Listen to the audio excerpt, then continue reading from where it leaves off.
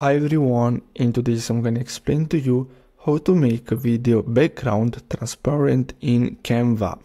So the first step is to simply upload your video.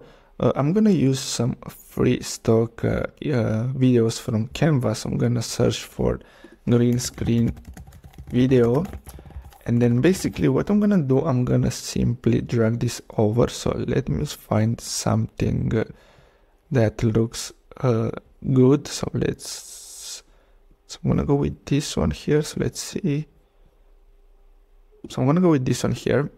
I'm gonna remove the background for everything. Now what I'm gonna have to do is simply resize this. So I'm gonna resize it for the design size, and then simply click on edit video in the top left corner.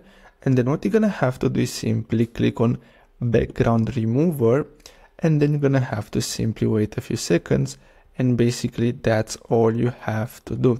Now if you want, you can simply adjust this. You're gonna have to basically play around a little bit with the effects and everything. So I really hope you found this video helpful. Don't forget to like and subscribe, and I'll see you in the next video. Thanks for watching.